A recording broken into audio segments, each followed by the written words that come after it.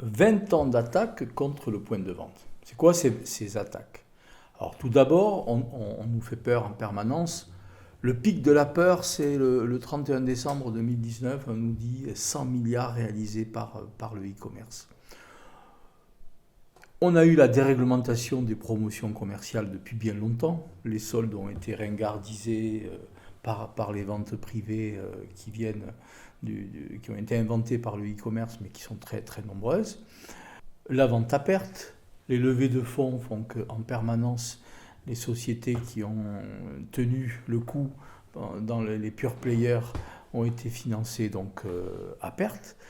Le terrorisme, ensuite les gilets jaunes, les grèves, ça fait au moins 3 ans ou 4 ans que tout est fait chaque hiver pour limiter l'accès aux points de vente physiques.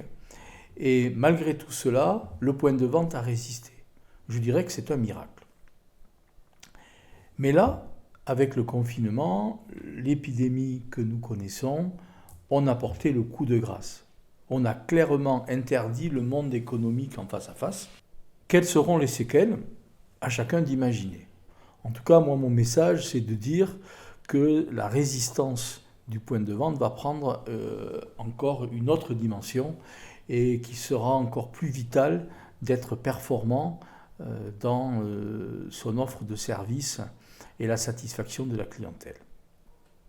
Depuis 10 ans, je me bats pour relativiser l'épouvantail du e-commerce. Cet épouvantail est agité de toutes parts.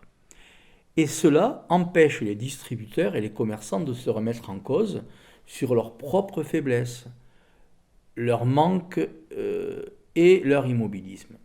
Au lieu de se remettre en cause, c'est tellement plus facile d'avoir un bouc émissaire et un alibi pour expliquer ces difficultés.